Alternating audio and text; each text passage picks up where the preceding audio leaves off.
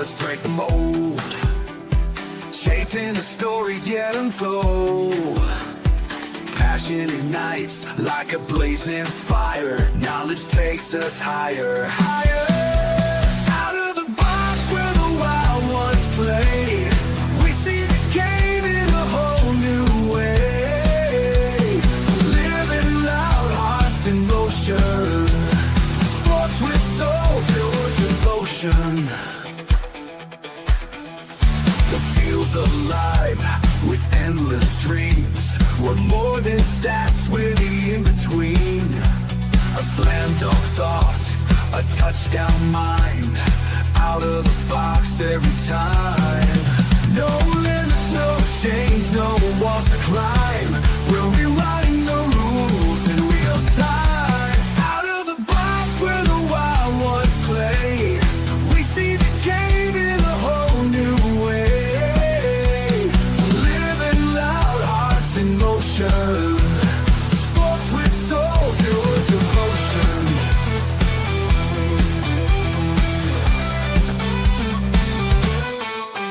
No limits, no chains, no walls to climb. We're rewriting the rules in real time. Out of the box where the wild ones play, we see the game in a whole new way.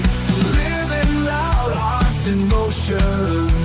Sports with soul, pure devotion. Every shot's a story, every cheer's a spark. Under the lights we make our mark. Beyond the scoreboard, beyond the lines. Out of the box, redefining the grind. The grind. Out of the box where the wild ones play, we see the game in a whole new way.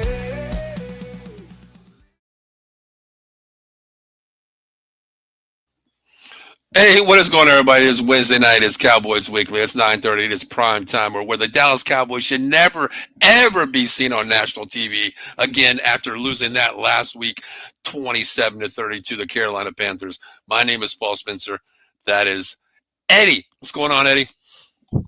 Hey, Paul, not much. Here in Arizona, we're finally getting some fall weather. Finally.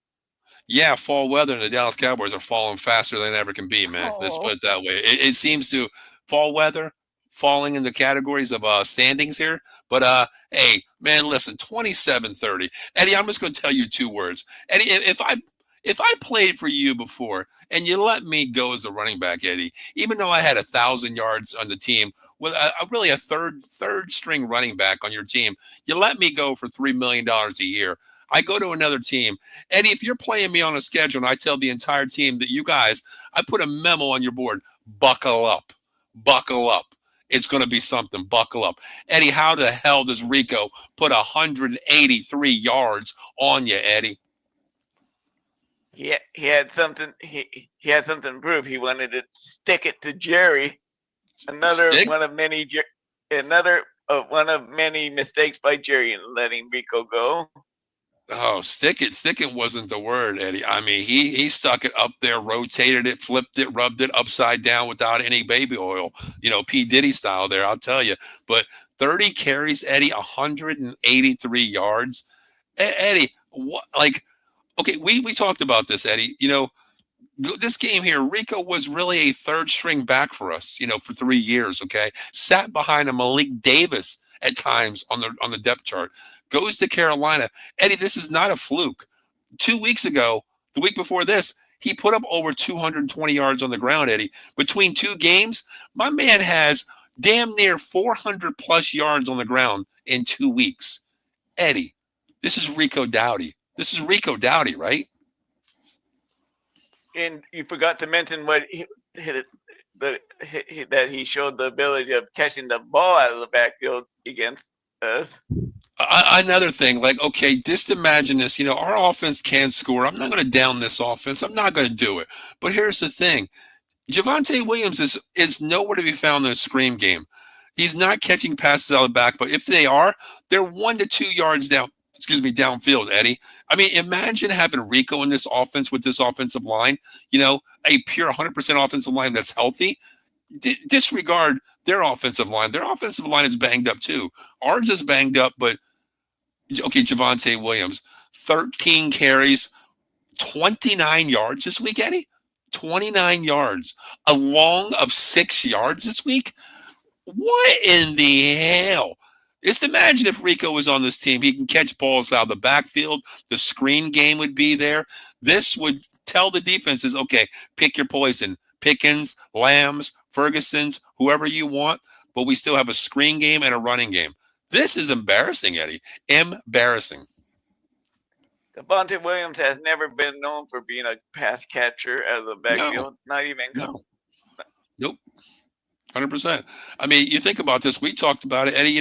The same price tag. Javonte Williams, 1-year deal. Rico, 2 years, $6 million. Well, they have him locked up for 2 years. Let's put it this way: he's never been injured. He doesn't miss games. He comes to work. He puts on his pants, puts on his shoes, and runs hard as hell every damn game. Something to prove. When you tell people to buckle up, and it means that you better buckle up. I'm not just talking one buckle. I'm talking NASCAR.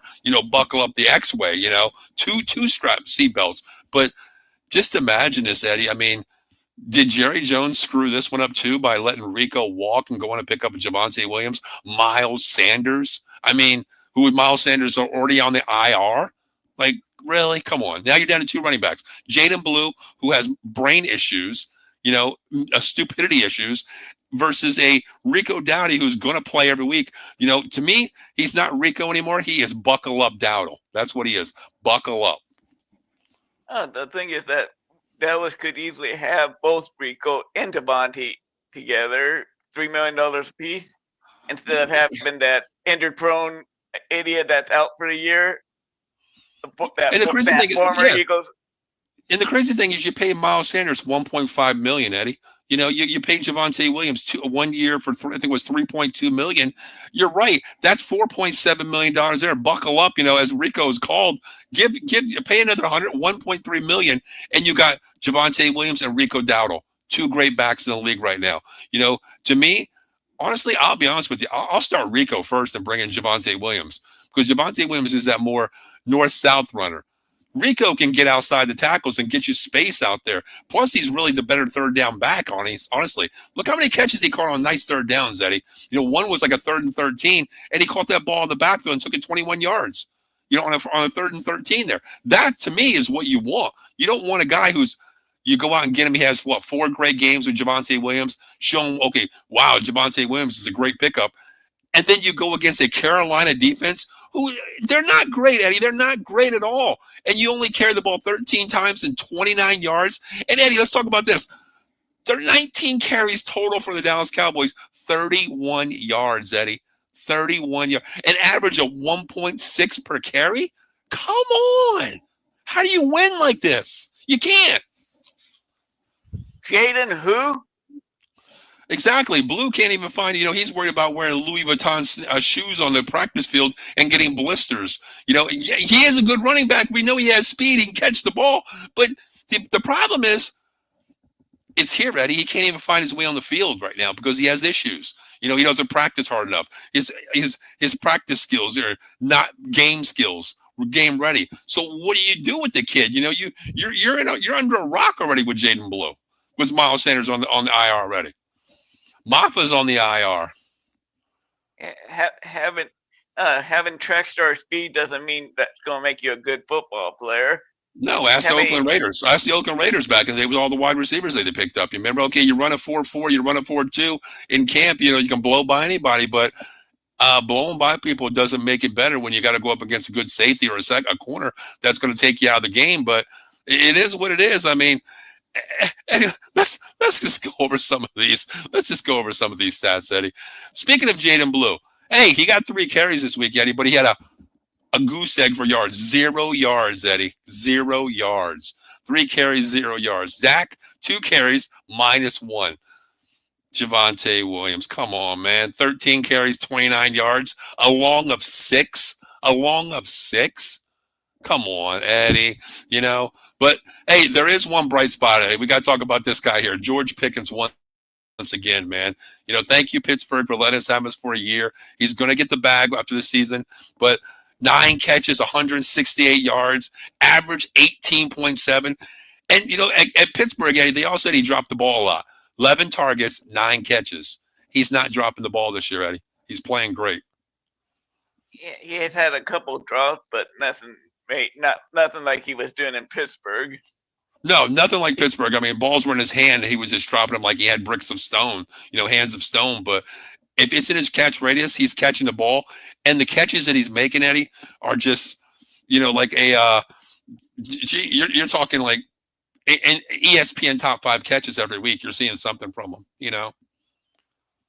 And I have a pretty good idea on a team that could use him, that has the money to give to him. Yeah, well, I mean, speaking of that, Eddie, I mean, right now, if Jerry wants to make the right move, here's the funny thing, this is what hurts the most, though, right now. You know who George Pickens' agent is? Uh-oh. Is it Micah's agent?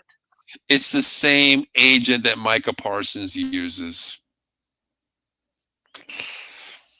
Well, Eddie, I mean, I hope there's no handshake on this one. I think it's pick up the phone, call the agent, say, hey, fly to Dallas to the suite, come to the center. We'll talk about it. Let's put paper to ink here, ink to paper. Let's sign on the dotted line. Let's get this done before the season ends, because, Eddie, every day that Pickens has another yard added to his stats, the price tag goes up, Eddie. Right now, you know that. So, you got to get Pickens signed before the end of the year. You can't let this wait, because he's only here 1 year, Eddie, and that's a free agent, man. You can't let this dude walk away. You can't, Eddie. You can't. 9 catches, 168 yards, back-to-back 150-yard games. The kid is playing ball right now, and he's proven that he could be the number 1 wide receiver on his team, Eddie, with Lamb on the shelf right now. Yeah, but the question is, do we want to become the Cincinnati Bungles, overpaying? Well, I mean, here's the thing, Eddie. I mean, our defense has, our no-name defense right now, which, we used to be the doomsday defense. Now I call the dumbsday. We are the dumbsday defense is what we are. Dumb, stupid, no IQ level to play defense. And we're led by the joke of the NFL, Matt Eberflus, number 1. But I think you have to, Eddie, because that's the only way you can build this team. I mean, the way I look at it is this. We have 2 first-round picks coming up next year, plus 2 first rounds next year. That's 4 defensive side players right there that you go out and get. Arguably the best defensive end. I wouldn't even go defensive end right now. I would probably go number 1 corner. First 2 corners in the draft, that's who I'm taking. With our first pick and our 20, whatever Green Bay ends up, we take them. Next year, and still you have 2 first-round picks. You have a 3rd round, 4th round, 5th, and 2 7th, whatever it may be. You go out and you build this defense, Eddie. The offense, to me, we're injured right now. We have 4 starters on the offensive line, Eddie, that are first-round picks from the Dallas Cowboys. They're injured right now. The offensive line's fine. Ferguson is still young. Dak is, when he's healthy, he's MVP caliber. Our wide receivers are young. Lamb, you signed Pickens. I'm cool. Turpin's still young. Your offense is fine. You got to build this defense. I don't think it would be like the Cincinnati Bengals, Eddie, where they don't. Their problem is they don't put money into the defense, Eddie, at all, which is the same boat we are. But they don't sign defensive players, though. We have to. We know we are. We're an offensive-driven team, but we have to go out and get defense. But here's my question. Ferguson, the last 2 weeks, 12 catches and 11 catches. Why is he only getting 3 targets this week? 3 catches, 3 targets, 33 yards. Yes, he had a TD. But, Eddie, here's the thing. Here's the targets. Pickens 11, Ferguson 3, Fournier 6, Tolbert 1, Schoonmaker 2, Lemke 2, Javonte Williams 8 out of the backfield with 4 catches. But, Eddie, those 4 catches only resulted in 9 yards. 9 yards, Eddie. Amazing. Were they using him? To me, it was just okay. You know what? Okay, there's nobody open. I'm just going to throw the ball to him for 1 yard. That means nothing to me, Eddie. Number one, he's not running assignments properly. He's not getting downfield. I mean, to me, Eddie, if you're a chip blocker or something and you get downfield, you at least go 2 to 3 yards beyond the line of scrimmage. Why is it 5 catches, Eddie? 5 catches. 5 catches, Eddie. 9 yards. Come on, for Javonte Williams. I don't think it was Dak. I think Dak was getting the ball to the people that were open. Even Flornay had a real good game. Yeah, I mean, he had three. He was 3 for 6. 50% on his targets. I mean, long of 13, 3 for 30. But to me, it's like you're not really using these players. Lumpke had a great catch out of the backfield. On a first down there, which was 2 catches, 4 yards. I'm sorry, 7 yards. One was the first down. But you gotta teach these players, especially your backs, to get in space, Eddie. You have to. Don't just go down 1 yard turn and just it's a completion for Dak. Pad his stats. You got to go down 3 or 4 yards and at least give me some yak yards off of a tackle, Eddie. You don't just stand there.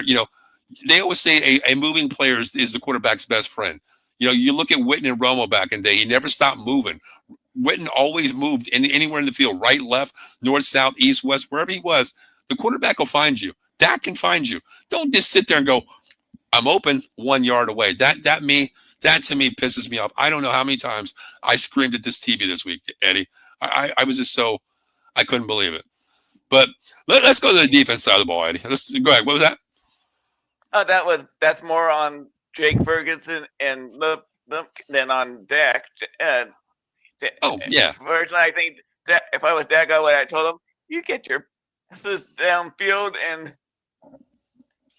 Yeah, I mean that's the thing too. I mean, we Dak is playing. I'm not going to say MVP caliber, but he is in the conversation here. Eddie. The only downfall is the record because of defense. He's putting up stats, Eddie. He's averaging almost damn near 300 yards a game. He's doing that, but the problem is, it's not our wide receivers. It's not. Well, we'll talk about this week coming up, which could be a lot better. But you got to teach these backs, man, to get downfield a little bit. These 1 to 2 yard catches ain't helping anybody out. Especially to me, Eddie. I don't know how many times did we see this on 3rd and 7, Eddie. It was a lot of passes on third downs were to Javonte Williams. Eddie, what are you told from Little League, 5 and 6 years old, Little Pop Warner League? The stick is right there. Get a yard behind the sticks. Get behind the sticks to get the first down. They hit you, you fall back, you still got a yard to play with. Go behind the sticks. Javonte Williams, it's 3rd and 7. He goes out like it's 3rd and 1, Eddie. That's fundamental football right there. That to me, I like how you said it. If that was me, I teach my quarterback, get in their ass and say, hey, what the hell are you thinking? It's 3rd and 7. We have 2 guys going on, a dig route, a go route, a slant route. Get behind the sticks. What are you going to do at 3rd and 7? You're going down 1 yard for the pass. Dak needs to. I hate saying it, but Dak needs to, but he's that cool-minded, cool as a cucumber guy, Eddie. He needs to get in their ass and say, fundamental football. Let's get behind the sticks and move the sticks. It's bad, man. It's bad. He needs to go. He needs to go Peyton Manning on them. You remember him? Yeah, you remember the little scenario with him and Saturday out there, when he's changing the plays of the line of scrimmage. He's like, Saturday said something, and Peyton Manning says, just follow the effing play. Follow the effing play. I call the plays. That's what he needs to do. He needs to be the general on the field and dictate exactly what needs to go on. He needs to be like Troy Aikman back in the day. He's like, we are playing like shit. This is why I'm out here sacrificing my body. Players need to do, execute better. It's common sense football. But Eddie, let's go to the defense side of the ball. We talked about this guy, Eddie. I love this kid, Shamar James, man. 11 tackles, 8 solos, Eddie. His first start at linebacker. The kid should be starting at linebacker, Eddie. He really should. I think I have said that I'd rather see James out there than Sanborn. Well, thank God Sanborn. I hate saying it, but Sanborn got that concussion, injury. But when he went out, Shamar James, man, I tell you, he stepped up, Eddie. He really did. I understand being a rookie, you're going to make rookie mistakes. There was a couple plays where, he missed the gap. He went to the wrong gap and he didn't contain, an angle play. I get that. That's going to happen because practicing 7-on-7s, Eddie, playing against your own team, it's different. You know the speed, but you don't know the speed of someone else coming. You don't know what Rico's speed. Hell, Jerry Jones don't even know what Rico's speed is anymore. But Shamar James played a hell of a game. Kenneth Murray, man, once again, 8 tackles, 4 solos. But here's the thing, Eddie. In the beginning of the game looked really good for the Dallas Cowboys. Did you notice Donovan Wilson played linebacker on almost 2 straight series? He had 5 tackles in the first 2 series, Eddie. He's a better linebacker than playing safety. The guy is a better linebacker. We've said that. Move him up to linebacker.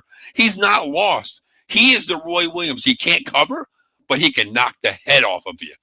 That's what you want at linebacker. Then he goes back to safety. Oh, my God. We couldn't get off the field, Eddie.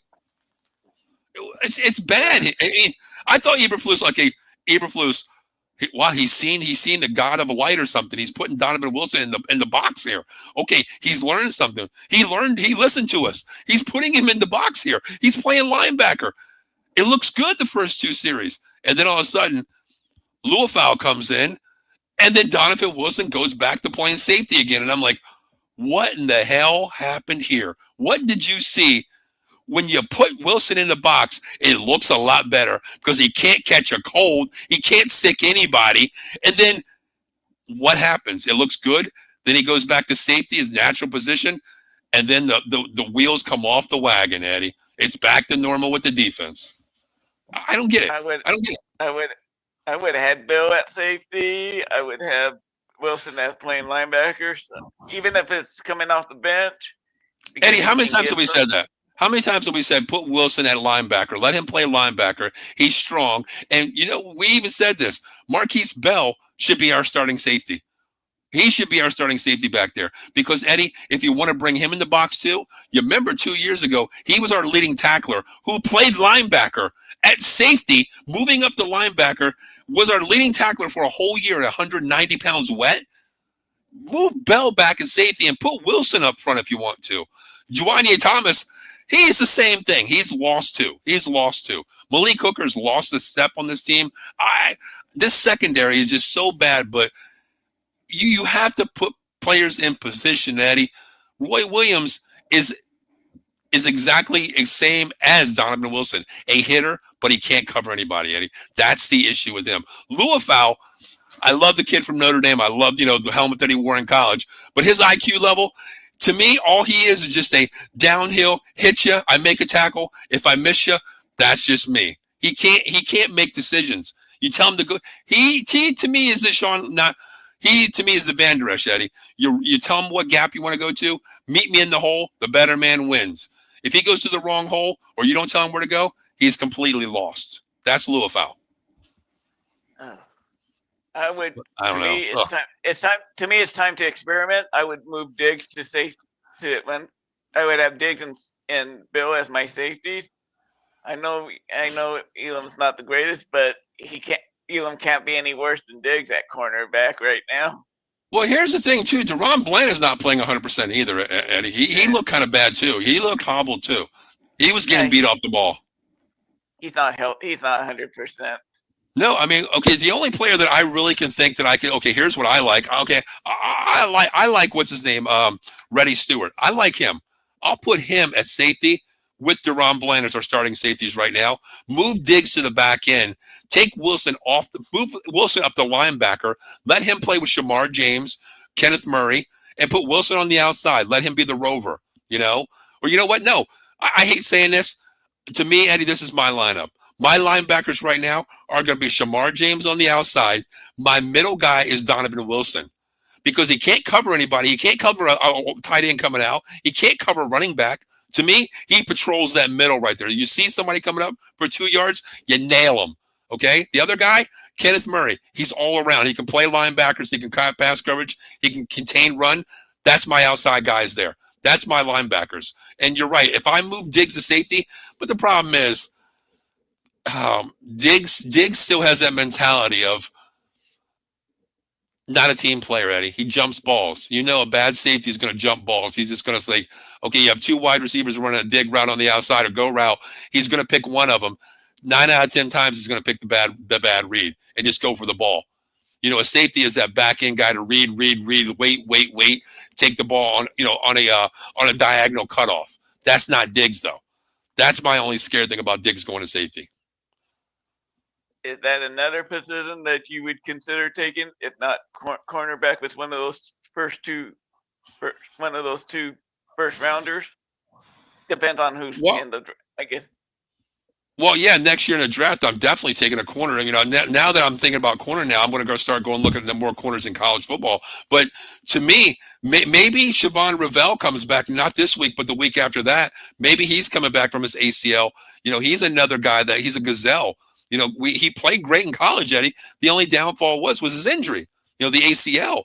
But maybe if he comes back healthy, that maybe will light a finder of Diggs being, benched, because when Diggs got benched that week by Eberflus, we said it like, okay, Eberflus is buying into it, saying, okay, you're not going to play, you're going to get benched. Reedy came in, played great. Then Diggs came in, like the second quarter and played. He played okay.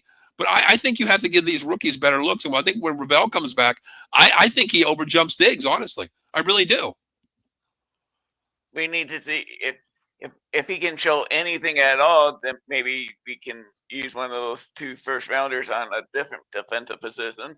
I hope so. Definitely, I mean, well, no. Then again, Eddie, I think you do have to go get a corner out of one of them, because I think Diggs is gone next year. You're not going to keep his $20 million salary. You're not keeping that. You're going to bite it. You know what I mean? You have to. He's overrated.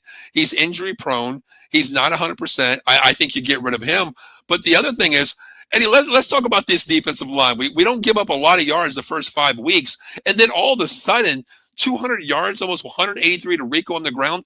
We thought we had a defensive line here. But Eddie, Solomon Thomas, nothing. Dante Fowler, nothing. Odigizua, nothing. Jay Toya, nothing. Arakazu, nothing. Clowney, nothing. Eddie, I just mentioned 7 names. 1, 2, 3, 4, 5, 6 tackles, Eddie. 6 tackles out of these whole players. 7 players in 60 minutes of football. And Kenny Clark. Kenny Clark. Do I have to really say it? 2 tackles, Eddie. 2 tackles. Wow. And every run was up the middle, Eddie. Every run was right through the middle gaps there. What did they see? I think Clark is on the last year of his contract too, so that's another player that probably should be brought back. No, I mean, I think you do have to keep him, because he's, to me, we got him as a run stopper. 1 tackle, Eddie, the entire game. Kenny Clark, 1 tackle, honestly, 1 tackle. I just don't understand what this is for this defensive team. The secondary's bad. To me, we thought, okay, the defensive line could be better here. They're going to get more of a run stop. Our secondary's bad. But to me, this game, the entire defense got a huge freaking F to me. An F, Eddie. F. Is there a grade that can be lower than an F? If there is, that's the grade I'm giving them. Well, you know what? I remember back in school one year when I totally screwed up my report. I got an F- one time. He was like, my professor said, if there's anything lower than an F, it's F-. And if there was, you deserve it. Because, I mean, to me, that's what they deserve here, Eddie. But 27-30, man, Cowboys lose. I mean, 2-3-1, Eddie. We're not out of the division, but 2-3-1, Eddie, where we thought Carolina could be a very winnable game, Eddie. A very winnable game, man. But here's the thing. The Cowboys did not do one thing. They didn't listen to Rico, and they didn't buckle up. They didn't buckle up, Eddie. That's the problem. Do you think Schottenheimer believes anything he says when he's trying to keep a high hope on Matt Eberflus? Do you think he really is fine? Or do you think no one can be that stupid, can they? Here's the thing, Eddie, with Schottenheimer. I mean, to me, I believe him. I like him as a coach for OC. I like how the offense is playing here. A lot of movement. The scheme is good. Run the ball, and to me, we've been running the ball 30 times a game. This week we've had to go to 19, Eddie. Pass attempts were 34 for Dak. Eddie, you think about this: 53 plays on offense, when we're averaging 70 plays on offense for the entire year here. Carolina's defense, yeah, they showed up. They played better. They believed into it. They bought it. They won. But to answer your question, Schottenheimer, I believe in Matt Eberflus. It just takes time. Well, here's the thing. You're 2-3-1. That's 6 games into the season right now. 6 games into the season. That's enough time. That's a third of your season, over a third of your season, Eddie. 30, almost, third of your season already. It's time to know your players, man. It's time to say, you don't belong here. Eddie, you know what? Here's what I'll do, Eddie. I could do this. Eddie, you don't belong on that side. You belong on that side, Eddie. That's what he needs to do. To me, I'm going in the locker room and I'm saying, hey, it's time to put our pride aside. Eddie, I moved you over to the left side today because I feel this team will benefit with you on the left. Okay, you're going from here, you're going there. It's time to put the stats away. It's time to put the pride away. It's time to play 11 on 11 football. I don't think he believes it. I think he feels that no matter what happens, it's Jerry Jones's team in a way.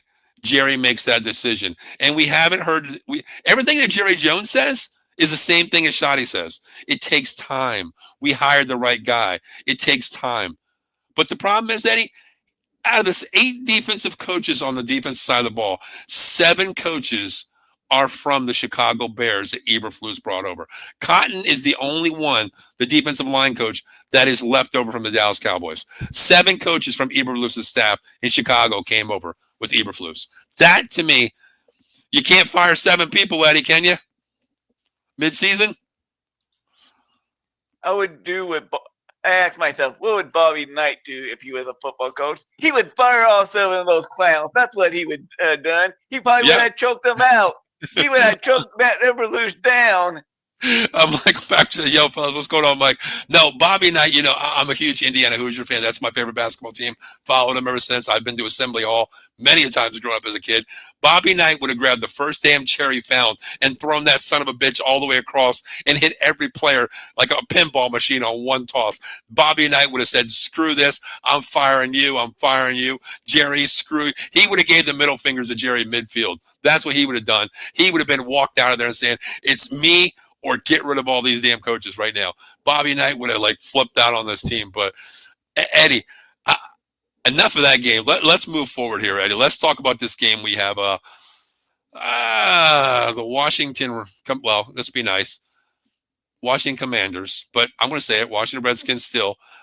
You know, I don't know. McLaurin's supposed to be playing this week, but Washington come off a loss last week, 25-24. I get it. It was a rain. The ball slipped. I get that fumble by Daniels. But, Eddie, how do we see this game going in? Because what I'm hearing, Tyler Booker's back. What I'm hearing, Kamante Turpin's back. What I'm hearing, Eddie, I just heard it again. CeeDee Lamb will be dressing this week. He's playing on offense. But, Eddie, I mentioned 3 offensive players. I didn't mention anybody on defense, Eddie.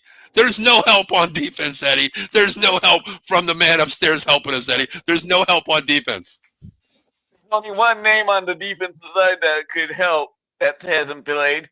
It's our boy Overshown. Well, he's still 3 weeks out. I did read something on Sunday. Michael, you're 100% right. Bobby would have went up. He would have said timeout, went upstairs, walked his ass upstairs to Jerry Jones's office, smacked him across the face a couple times, made a hot dog for himself, came back down on the field and said, let's play ball. That's what Bobby Knight would have done. I love Bobby Knight. Rest in peace, Bobby. You know, oh, my God, I love Bobby Knight. Man, oh, yeah. Those were days of Indiana Hoosier basketball. Thank you for bringing me back to that. Oof. But, yeah, I mean, no help on defense, though. Overshown is still 3 weeks out. He's going to be they opened his 21-day window of practice, which is 3 weeks out, Eddie. So you're thinking we're in week what? Week 7 coming up here. He might be back week 10 or 11, Eddie. But, hell, who knows then, Eddie? We might be 2-7, 2-7-1 by then. If that's the case, I would not even bring him back for the year. I let him rest, get 100%. 100%. I agree with that. 100%. 100%. Might take the chance of getting him hurt again. Might as well, if you're going to tank it the right way.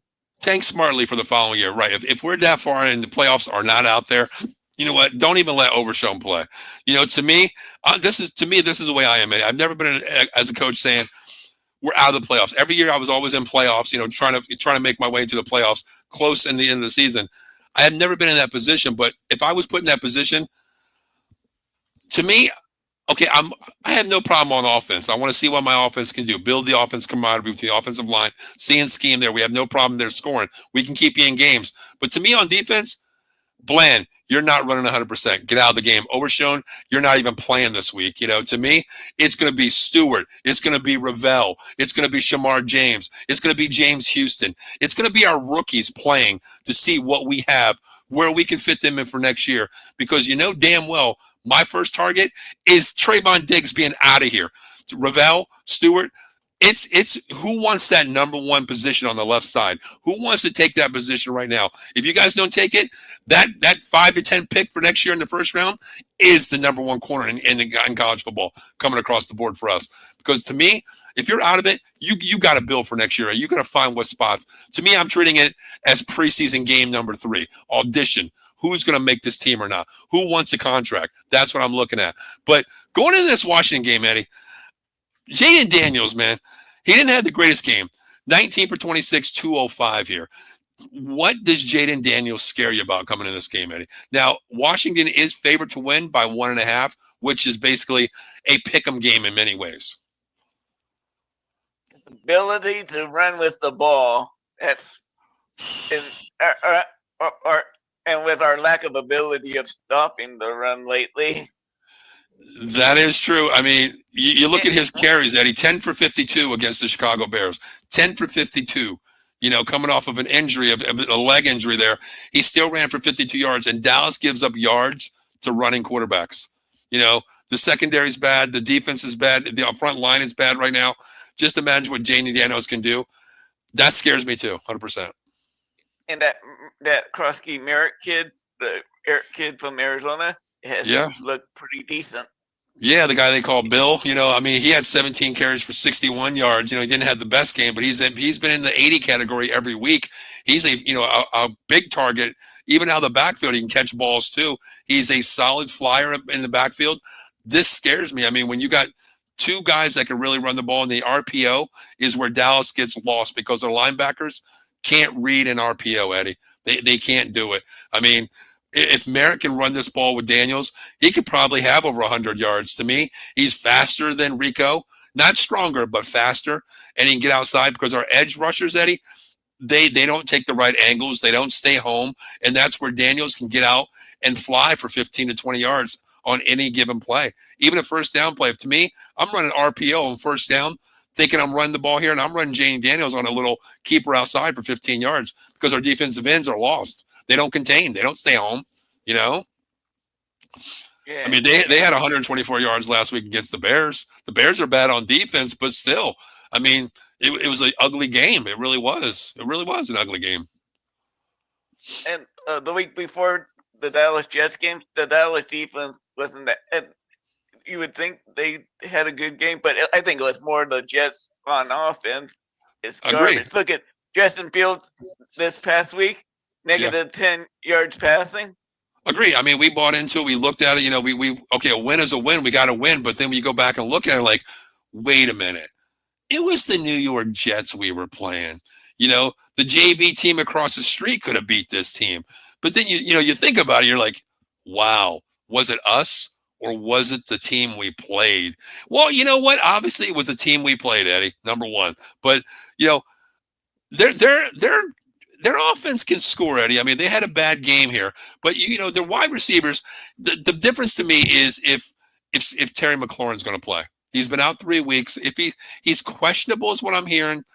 It's going to be a decision of the coaches. We don't know, but with him, Moore, even Zach Ertz is catching the ball. Zach Ertz is their leading wide receivers right now, playing tight end. Father Time is still with him right now. The guy that scares me is Debo, just because they can use him in so many different ways. Well, that's the crazy thing. Debo had 4 catches for 15 last week. Okay, no TDs, but then he runs the ball too. He only ran the ball 1 time. To me, Kingsbury's system is not the same as Shanahan's system. They're putting him in the backfield, showing motion, but they're not using him like Shanahan used to use him, where they're going to show it. And they're going to use it, but not just show it like what they're doing in Washington. I think they go back and watch Shanahan's playbook of where he excels. He excels in every position. You got to give him the ball. That's what scares me too. If they do have Debo, McLaurin, Moore, Zach Ertz, I think this team really could be something special.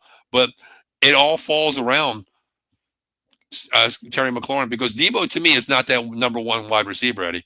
He's not to me. He's a piece to the puzzle. That's how I feel about Debo.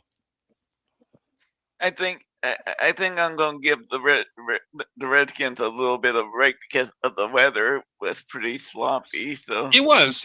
I mean, it was a dirty. It was a muddy ball game. Yeah, it was. I mean, it was a trench game, and their better running back got the best of them. DeAndre Swift had a hell of a game. Run up, especially in the last drive.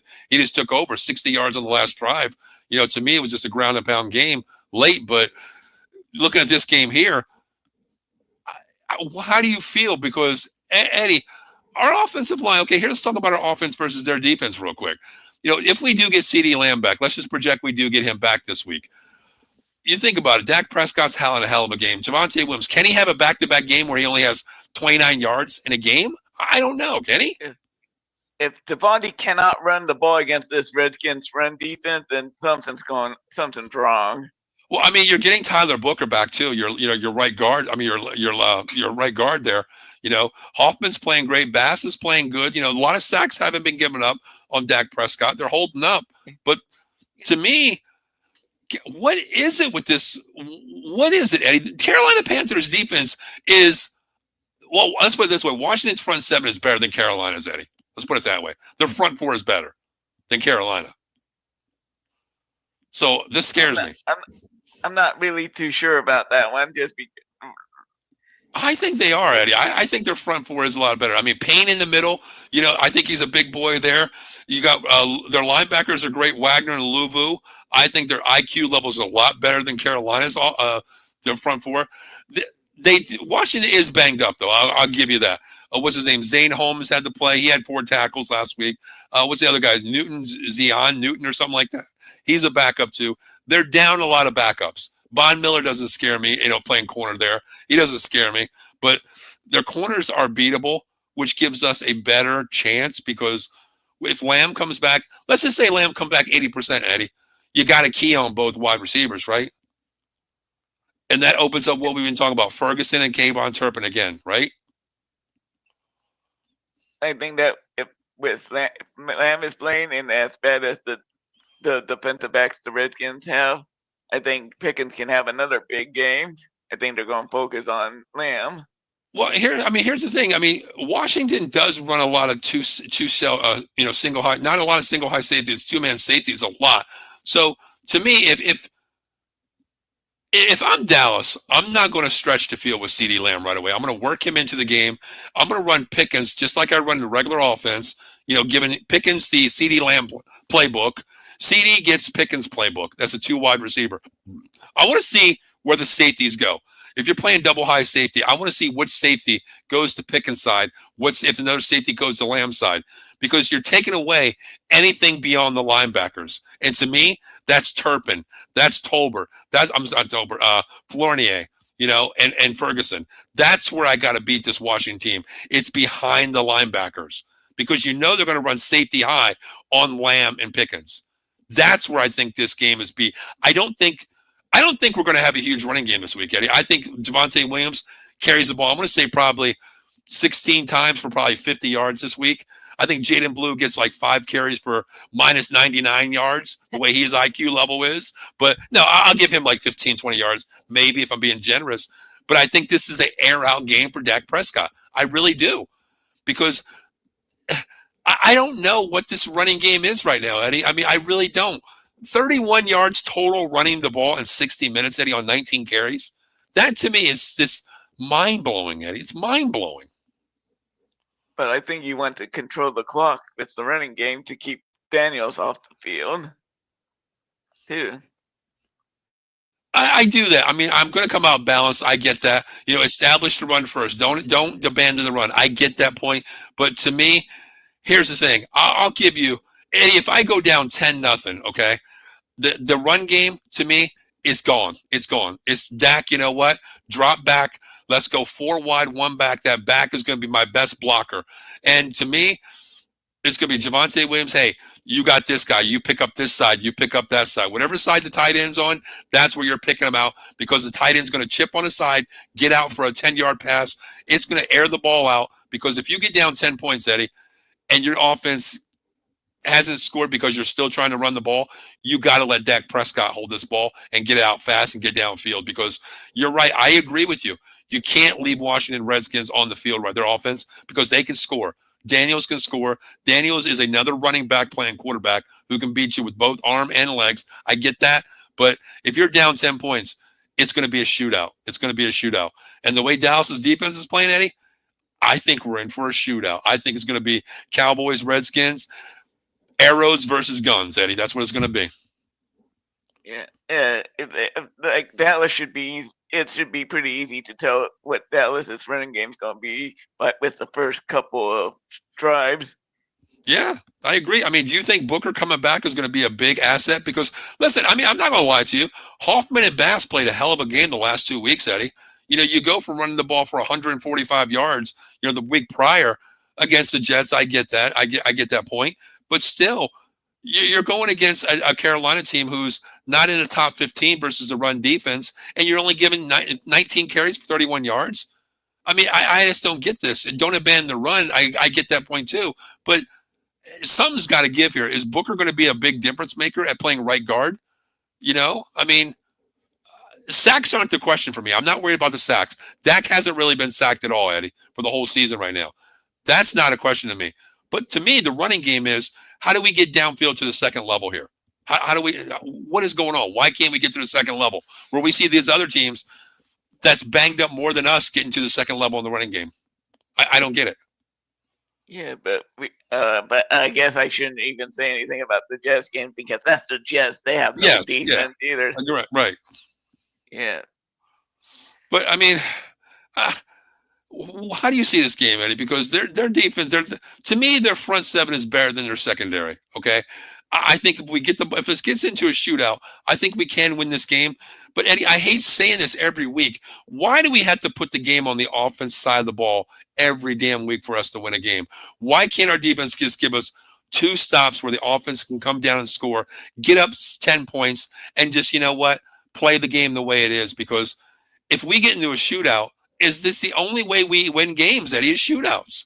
It either comes down to a last-minute field goal like last week, or we're in a shootout where whoever scores the most points over 40 wins, Eddie. I don't want to get in that type game anymore. I don't. Matt Eberflus's defense couldn't even stop me, okay? I could run the ball on that defense. Well, I could. Eddie, we've talked about this all the time. I see analysts saying this, I don't agree with half these analysts because to me, yes, they watch every game in the world. I get that. But Eddie, to me, Dan Quinn, when he was our DC, he was in the top 5 every year except his first year, Eddie, as DC for us, okay? But here's the thing. We had the same players that he did, okay? Eberflus comes over. Is it Eberflus's system that he wants to run and our players don't fit that, or our players don't fit Eberflus's system? What is it? I think it's Eberflus's system is wrong for our talent of what we have because our safeties suck. And you need good safeties with our corners, ball jumpers, Eddie. Our linebackers are not fundamentally sound. New position players. Sanborn's too light, misses tackles, wrong angles. Devontae Fowler is not speed off the edge. Arakuza is a pass rusher. He is not a tackler, Eddie. Players out of position. Shamar James should be playing linebacker. Where the hell is Sam Houston? He should be starting on the edge. Make the right decisions to fit this defense, number one. Not, this is my defense. This is who we have. We're going to plug and play you here where you don't fit. How do you feel? That's not playing giving James Houston the playing time is probably the one thing that pisses me off the most about what Matt moron has. Didn't he see? Agree. I think it's a combination of the system being bad and Matt Eberflus being a horrible, horrible football coach. I mean, to me, why do you bring in James Houston in key situations on 3rd and 1 to make a tackle? And once again, he has sacked this week. He played. I'm gonna look. I'm gonna read you this real quick. James Houston played 13 snaps, ended up with 5 tackles, 3 solos, 1 sack. Eddie, how do you only play 13 snaps, 5 tackles, and you're in the top 3 of your entire team in 13 snaps when you have other linebackers, other DNs playing 90% of the game, 50 snaps? There's got to be something in your head and saying, wow, this James Houston kid can really play, man. He can really play. You know, Eddie, he saved us a game, 3 weeks ago, making that sack on his own on 4th and 1. Came in the backfield, got a sack. Eddie, to me, I'm looking at that game film and saying, this kid's a baller. He wants to play. Let's put him at end. I mean, it's a clear-cut decision, right? What is Eberflus not seeing here? I'd rather play Mark G. Nealon. I'd rather play as Rakazu, who can only rush the passer. Eddie, has Rakazu gotten a sack since he's been in the league yet? No. Houston's 4 sacks and 10% of what these defensive ends has played so far. Clear decision to me. Clear. Don't get it. Don't get it. How, do you make, okay, Eddie, let's just say we lose this game, we go to 2-4-1. When is the right decision to press the panic button, not on the team, but on the defense side of the ball, saying, Eberflus, pack your bags? When is the time right? Who do we play next week after this week game? Eddie, I'm worried about this week. I'm worried about this week right now because you know what? I'm scared of this week, but I'll tell you in a second here. Let's just say I don't even look that far down the schedule, Eddie, to be honest with you, because I'm scared. I don't want to look at 2-5, Eddie. I really don't. Let me see real quick. Well, Jesus God. It's the Broncos. Oof. Yeah, you have the Broncos, the Cardinals, the Raiders, the Eagles, oh, Jesus. Oh, God. Eddie, holy God. Eddie, let's just go over this real quick. We have the Commanders this week. We have the Broncos. We have the Cardinals. We have the Raiders. It gets worse, Eddie. We have the Eagles, the Chiefs, and the Lions. The Vikings, the Chargers, the Commanders, and the Giants. Eddie, that 3-game swing when I said Eagles, Chiefs, and Lions, good God, Eddie. I'm ready giving the Cowboys the last right for those 3 games. I mean, Eddie, I know this is not a flag, but I'm waving the white flag, Eddie. I'm waving the white flag right now. Okay, I'm waving the white flag. I can tell you the game, if we give up points in running yards to the Cardinals, that's when the LS needs to really start panicking. Yeah, to a third down. Yeah, to Mercado that fumbles the ball on the 1-yard line. There. Okay. Do you think when do you fire him though? Do you really wait to the Cardinals game? Because to me, here's the thing, if we give up over 30 points this week, Eddie, I think a change is made where Eberflus is out. I really do.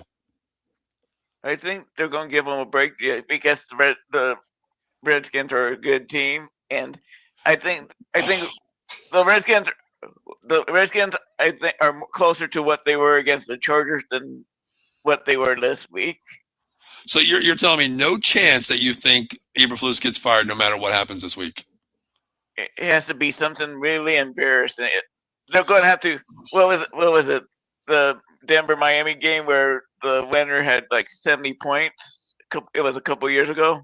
Remember that game? It was a complete slacking. Oh, yeah, I remember that. Yeah.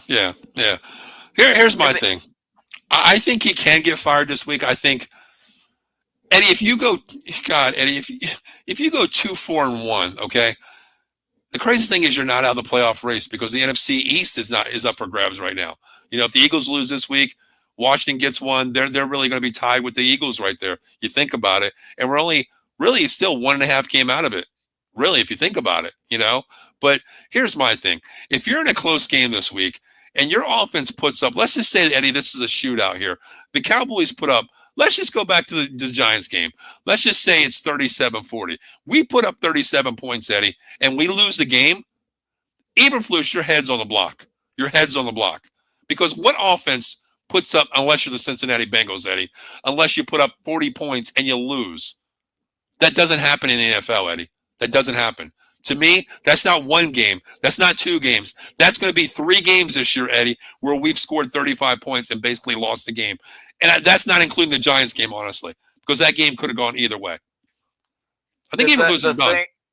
Yeah, the sad thing is, dude, the Cowboys don't have any other options to replace him with because the clowns that he brought in to be on his coaching staff are as big of clowns as he is. They're all lucky to have jobs. He out of the 8 position players on defense, Eddie, coaching wise, 7 of them, including Eberdum, are all from Chicago. The only one left over was Cotton, who's the defensive line coach. He's the only one left available, Eddie.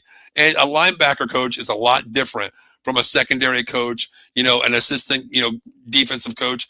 To me, I don't know. I want to fire him, but you're right. What do you do? Who do you promote? Do you promote the next man up, which is going to be – here's the crazy thing. I was looking at it yesterday. I'm not going to say the names because I didn't write down their names. I just remember reading this. You fire Eberflus. The assistant defensive coordinator is your secondary coach. Holy shit. Do you really want that to happen? No. No. And then you have your corner coach. Your secondary coach is your assistant, and then your corner coach is your third in line. To me, you're hiring a dummy. You just promoted a dumb, and then you blame him. Then your third man up is the dumbest of the room. That your top 3 guys that you could promote within are the 3 Stooges, Eddie. The 3 Stooges. So I guess you're stuck with Eberflus for the entire year, right? Yeah. If you fire Eberflus, you're going to have to fire pretty much his whole coaching staff. Well, I mean, you don't have to, but they're all idiots. Just to put it that way, there's not a smart monkey in the room. That's the problem. They're all like monkeys in a barrel. They're all idiots. You pull one out, it looks the same. Pull another one out, they all look the same. He's an idiot. He's an idiot. Let's pull out another one, see if we get a good guy. He's an idiot. We have to go 7 deep, Eddie. We have to go 7 deep until we find someone that's not under the Eberflus Chicago Bears staff. It'd be a new movie called Dumb, Dumber, and Dumbest. Yeah, I think we have to go dumb to infinity on our staff. You know what I mean? We have to go 7 deep on our staff, Eddie. And hell, you know what? The defensive line coach, okay, he's had 5 good games, but he's had 1 bad game last week, giving up 182. Rico, which the funny thing is, how Rico runs, Eddie. You can go back and watch film on him the entire last year and see how he ran the ball. You know what he likes to do. He likes to run between the A gap, the B gap. You know where he runs the ball. So go back and watch film. To me, you screwed up that one too. That's why the NFL has so much film on every player. You can zoom in and watch one player for 60 minutes. Just him alone. Why do fans see it and coaches don't? You still believe in Diggs being a starting corner. You still believe in Arakazu being a good defensive end. You think Houston shouldn't be on the field right now. You don't think this and that. Well, why do fans see it and say, this is what needs to be done? Why is Louisville playing starting linebacker? Why is Donovan Wilson playing safety when the first 2 drives he looked great playing linebacker? Why do we say, Eddie, put Marquise Bell at safety? Let him run with Juwanye Thomas out there. At least we have someone smart, and move Donovan Wilson either off the field or put him at linebacker. Sanborn, here's the thing. If Sanborn is questionable this week in concussion protocol, the obvious thing to me, Eddie, Paul, Sanborn's out this weekend. Eberflus, if he comes to me and says, Eberflus, Sanborn's questionable, he's going to be out this week in protocol concussion. All right, here's what we're doing. Donovan Wilson, strap up, buddy, buckle up. You're going to linebacker of the week. Marquise Bell, you're playing safety. Diggs Bland, you're going to be our starting there. Shamar James, you're starting a linebacker. Wilson, you're going to be in the middle because you're a ball hitter. That's all I want you to do. Contain the middle. Anybody comes up the middle, knock their helmet off. Okay? Murray, you're going to go to the outside. You got the outside swing guys. Between you and Wilson and the inside, you guys should be good. Eberflus, on the other hand, coach, Sanborn's out. All right, what we're going to do is, I don't know what we're going to do this week, guys. We're going to, who do we have in linebacker? We don't really know. All right, Louisville, you're starting linebacker this week again. Safety coach, what are we going to do? Wilson's my man. That's Eberflus. An idiot. We know that. Parents, cover your children's ears because I'm going to say something controversial here. Matt, the kind of idiot that still believes in the tooth fairy and Santa Claus. Hell, you know what? At 54 years old, I still believe in Santa Claus. I believe in Santa Claus more than this goddamn defense. I'll tell you that. I'll be honest with you right there. Santa Claus is more real than the Dallas Cowboy defense. I'll tell you that. And Easter Bunny too, and the Tooth Fairy too. And I got beautiful teeth. So, but you're right, Eddie. I mean, listen, this defense is so atrocious. You know, if there's a word, if you can describe this defense in one word, Eddie, what word would you use? Abomination. Abomination. Damn. I mean, there's so many words I would use. I would just say, starting with the letter A, atrocious. Atrocious to me. Abomination. As you said, abomination. I'm going to go same letter, atrocious. Eddie, what? You know, maybe we'll do a pregame show this Sunday. It's so hard to do a pregame show now, Eddie, because you don't even know what you're going to get with this Dallas Cowboy team anymore. And then it's so bad when you want to do a postgame show where you feel good, you feel positive, and then you just get sucker punched like a donkey just kicks you through the throat. You know, another donkey kicks you in the gut. You get gut checked, and you want to go back and say, wow, we should have buckled up because we got our ass kicked again. But what do you think this score is this week, Eddie? Line, Redskins -1.5. Positives for the Dallas Cowboys. Turpin comes back. Booker comes back. Lamb comes back. Offense can still score. Defense, well, that's like asking for Santa Claus to come down your chimney when you're 54 years old. You know you ain't getting nothing but coal again. Washington, McLaurin's possibly coming back. Last game, they played bad because it was a bad mud game. We get that. Washington's a little bit healthy. Their secondary is kind of banged up, not as good. Advantage Cowboys offense. Defense, well, Washington can put up points too. Where do you see this game going, Eddie? What's your score for a prediction this week? Washington 31, Dallas 27. Okay. 31-27, Commanders. Well, Redskins. I'm just going to say, fuck it, Redskins. I always say Redskins. Do you think this game, okay, when you're saying 31-27, does Dallas get the ball and just flutter? Or do they give up the lead? We give up the lead. Oh, that's what I was thinking if it happens. Because, see, I like your score on both sides, Eddie, because of the fact that if it comes down to, let's just say it's 31-29, 31-28, Redskins in the lead, I think Dak has enough poise, professionalism, IQ to get us downfield, because we know if it gets to midfield, we can kick a 70-yard field goal. That's what I like to see. Put the ball in Aubrey's hands, not his hands, put it on his foot, let him kick it. But when you say 31-27, that means we have to go down and score. I think we can, but I can see it, Eddie. We're up 27-24. No, I'm going to say 27-24. The Commanders, their offense can score because our secondary is just so dumb. So dumb. They're going to give up plays. Hey, real quick, before I give you my score, I want to ask you something real quick. Are we the only team in the league? I put this on my Facebook, Eddie, on Twitter, everywhere.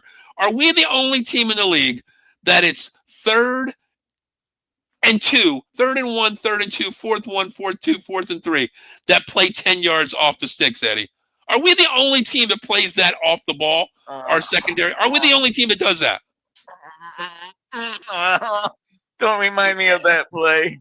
Eddie, I'm watching the TV. It's 4th and 4, Eddie. 4th and 4.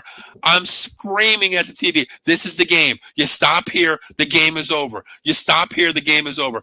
Eddie, I see Bland backpedaling off the ball. I see on the opposite side, Diggs backpedaling off the ball. I see our linebackers start creeping off the ball. Eddie, it's 4th and 4, and we're playing 6 yards off the wide receiver. That's 10 yards. 10 yards of momentum there, Eddie. You think about that. Why are we playing that? If I'm a quarterback, and Bryce Young is the smartest tool in the shed, Eddie, if I'm thinking like, okay, it's 4th and 4, game on the line, Diggs just backpedal 6 yards. Bland just backpedal 6 yards. I'm just doing a Peyton Manning call. Quick slant, 4 yards, boom, go down, get the first down. Eddie, is this Is this players that just the way they play, or is this Eberflus letting them play? Because if I'm a secondary coach, and if I'm on defense, I'm screaming. My favorite words, and I don't coach defense, Eddie. I coached offense, and I scream at my coaches. My favorite thing to say on defense: jam, jam, jam. You jam the wide receivers off the damn ball. That first movement, bam, right to the shoulder. Get him off the swing right away. Because you have that 2 yards, Eddie, to put a hand on him, body him. So his route is totally off because timing is everything. Why don't we do that? Why? Mm. Eddie, did you see the thing with Michael Irvin down in Miami this week? No, I Yeah, missed that. you know he is a very physical wide receiver, right? Off the ball, Yep. right? Where back in the day, you can get punched in the face and it wasn't a foul off the ball, right? A jam, getting jammed at the line. He talked to his corners coming into this game against this week against Louisville. They had it. I was watching something online, how they were practicing and stuff. And Michael Irvin was there. He had the Legends, University of Legends Miami shirt on. He was practicing with their secondary. And he went up to every safety. And Eddie, I'm not going to say the words he said because it is RX rated, is what he said to the corners. And he basically told him, all the corners, stop playing like peas, okay? And here's what you need to do. I don't care who you're lining up against. You line up and you look them right in the eye, and you look them, and as soon as that ball snaps, bam, you put a body on them right away. You jam their ass off the line, you knock them back 4 yards. He's like, that's what I grew up with. That's the problem with football nowadays, that you play 10 yards off the ball, and it's less physical. You knock that wide receiver on their ass. And he said, he's like, I was the most dominating physical wide receiver in my time of football in college. I got knocked off my ass. And to me, that makes your quarterback be better to throw to another wide receiver that doesn't get jammed. Dallas Cowboys, my God. Michael, can you go coach the defense for us right now, please? Because our corners are 10 yards off the damn ball on 4th and 4. I don't get it. It's just stupid, Eddie. Stupidity. Stupid. On that play, I kind of went on a Michael Irvin rant. I screamed at my TV, and thank God, Katie calmed me down. She's like, don't you ever throw anything at that 100-inch TV. You break that TV, you ain't watching TV ever again, because my movie room's not done yet. I'm still working on my movie room to put 100 in there. But I was thinking, like, give me that remote. This remote is going right up against the TV right now, It was so bad, Eddie, but I'll give you my score. This may surprise you, Eddie. I think, honestly, this is going to be a shootout. I really do. I think we try to establish the run. The run's not going to look good for us this week. Once again, even if Booker comes back, I don't think it's going to make a big difference. Offense, I think Lamb's going to be a decoy for us. I don't think he's 100% healthy. Pickens is A1 right now. Lamb's 1B. Turpin comes back. He could be a special teams guy right now. I don't think he's going to be. They don't look for him on offense. I think the Cowboys win this game, Eddie, and I hate saying this, the score, but I think it's going to be a shootout here. I'm going to go 41-38 Cowboys. I think Dallas wins this game, but, man, I tell you, this could be a game, Eddie, where it's going to be my favorite game of the year because it's going to be a shootout, and I love offense. I think Daniels could up 350. I think Dak could put up 350, and I think this game is going to be in the 40s. You know what? I'm going to go 41. How about I go 40. I'll go 40-38. I think Aubrey kicks the field goal at the very end. 40-38 Cowboys, Eddie. My God. I would trust Aubrey to kick an 80-yard field goal before I trust the defense making a stop. Eddie, that's the crazy thing. I was telling somebody today, or yesterday I was talking to him, and beginning of the year, Eddie, we talked about being a bad season this year, and my question was, the only question I had this year, was Aubrey going to be able to kick a 70-yard field goal? I think he does by the end of the year. To me, yeah. I'm a person of records and accommodation. I don't play for participation trophies. I play for, if I'm out of the playoffs, Eddie, which I've never been in my career coaching, my thing is this. I'm going to give the players the bones that deserve it, okay? I'm going to give Aubrey the chance to say, hey, do you want the record of 68 yards? Do you what 60, 65, isn't it? 65 still, right? I think I I think think it's so. 65. 65 or 60. I'm gonna say, hey, do you want the record right now? Go out and get that 70-yard field goal. Do you want to do it? Where do you want the ball lined up? I'll give you that shot. Because I think he can. Hell, in practice, Eddie's kicking 70 yards. Why not? And last year he did have a 70-yarder, but dumbass Oh called a God. timeout.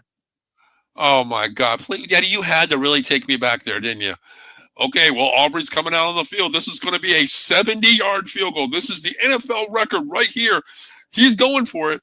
Well, there's a snap. The kick. He's got the distance. It looks good. It's good. Oh, wait.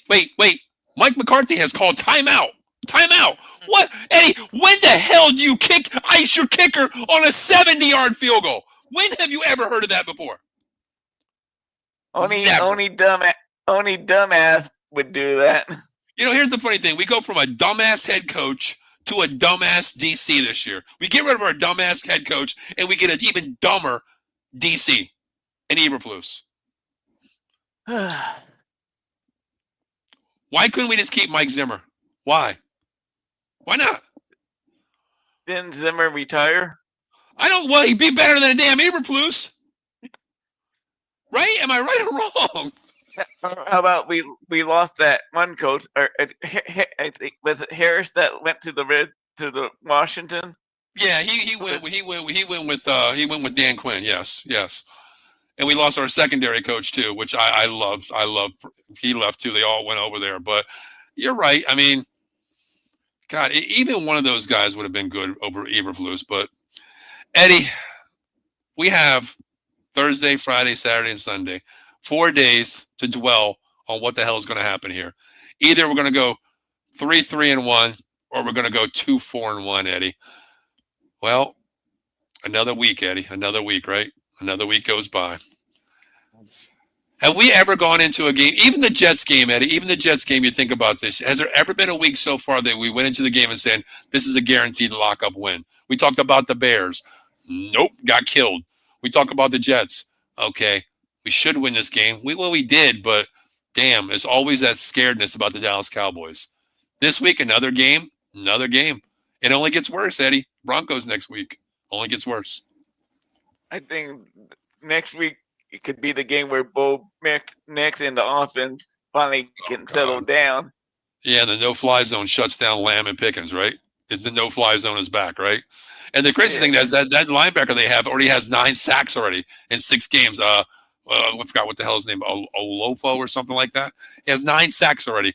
And just imagine how him off the edge. That's going to be like another Micah Parsons, basically, against our team. But, tomorrow night, Eddie, you might be hopping on with us tomorrow night. We have the Thursday NFL Weekly Pick'em show. That's going to be on tomorrow night. Dan and I will be doing that show. We'll probably get Eddie on there as well. And then Friday nights, I apologize the last 2 weeks. I had something to do. I wasn't feeling good last week. But College Football Frenzy will be back this week. Eddie, we got some big games this week, man. More of the SEC games, dude, really. I mean, God, what game are you looking forward to? I'm not sure. It's been such a wild, crazy last couple of weeks in college football that it has. I mean, we got a lot to talk about. Eddie, James Franklin fired. Indiana rocking Oregon last week. I mean, it's been a crazy ride in college football. The last couple of weeks, Eddie. I mean, just by looking at some of the games here, Ole Miss versus Georgia. That's a hell of a game. Ooh. Tennessee, Alabama. LSU and Vanderbilt. Vanderbilt's been playing good, 1 loss. Notre Dame's got to win this game against USC. Otherwise, they're done. And the other game is Utah playing BYU. Utah is still in there. BYU is still playing for a BCS ranking here, Eddie, because they're undefeated. They can still rock the world being that number 5 selection. So, to me, my big game, Eddie, I'll be honest with you. I think that Notre Dame game is going to be great. You have the number 2 scoring offense in college football against the number 4 defense in Notre Dame. Ole Miss scares me. They barely won last week against Arkansas, I believe. Barely won. No, Washington State. Thank you, Washington State. That's right. That makes it worse, But the only one of the 2 teams in the Pac-10. That's amazing, Eddie. But Tennessee, Alabama's playing good now. A lot of good games, but we'll be talking about that, of course. James Franklin getting fired. Eddie, real quick, I know this is not a college football show, but I'm going to ask you this on Friday night. Okay, the Big 10, Eddie, we have 20 teams basically. The Pac-12, we have 2 teams, Eddie. Okay? The Big 12, we have 16 teams, Eddie. What the hell are the names on the conference? Are we ever going to change the names on the conferences? It has to, right? They have to switch the Big 10 to the Big and the Big 12 and the Big 12. How many teams is in the Big 12 now? I think it's over 12 though, isn't it? And next year they're getting the Pac-12 gets 6 teams next year, so they're going to have 8 teams in the Pac-10 next year. So they're still not the Pac-10. The Big 10 is the Big 29 this year, basically. And I think the Pac-12, the Pac used to be the Pac-8 back in the old days. Back in the day, yeah, back in the old days, yes. But I don't know. I think they should just make it. You really can't even. Well, the SEC is really the only team that's really Southern teams. There's really no North teams that play in that division. But to me, the Big 10 is just the United States division because you have 4 teams from the West Coast in that division. That to me is just the weirdest division. It doesn't make sense. And at least one team in the Northeast, at least two, Maryland and Rutgers. Yeah, exactly. Then you got Oregon, Washington, USC. Well, you got 4 from the West Coast, UCLA and UCLA from the West Coast. Those teams should be definitely in the Pac-12 or Pac-10, whatever you want to call it. But we will talk about that. I want to ask you that real quick. We'll talk about that Friday night on College Football Frenzy. So, Eddie, what's your final thoughts before we get out of here, man? Nothing. You can be anything you want. Rico Dowdle, he's a man beast, and I'm so frustrated that we don't have him anymore. Yeah. Well, my final thoughts are this. Is football related and not football related. Here's my thing. Take what Rico Dowdle said. If you're doing anything out there and you want to showcase your ability and what you believe in is what you do on the field or anything you do in life and you want to make a statement, act on your statement. So if I'm going to say it, buckle up and do what you do because Rico said it, he did it, and he walked away laughing. Buckle up in anything you do in life because if you dream it, you can achieve it. So that's my final words. And Cowboys, you better get a damn win this week because if you don't, Eddie and I are going to rip you like we do every week because we keep it real here. Very plain and simple. Oh, Eddie. Another week goes by, brother. We better win this game, I'm telling you. We better.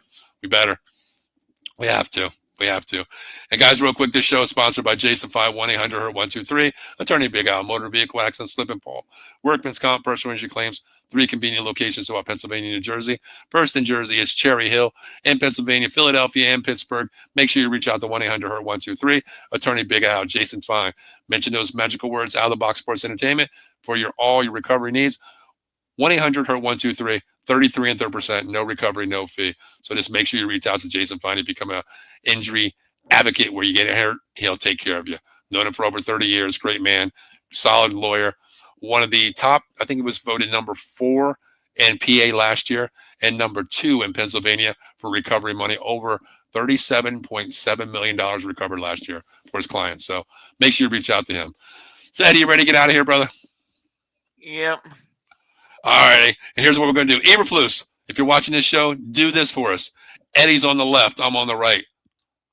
Do what you have to do. Flip the defense and make it better. Very simple. Until then, my name is Paul Spencer. That is Eddie Prather. This has been Cowboys Weekly on Out of the Box Sports Entertainment. We'll see you next Wednesday, 9:30 p.m. Take it easy.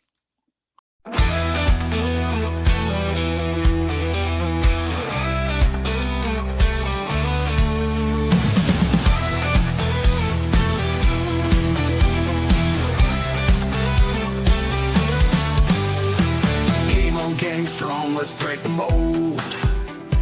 Chasing the stories yet untold. Passion ignites like a blazing fire. Knowledge takes us higher. Out of the box where the wild ones play. We see the game in a whole new way.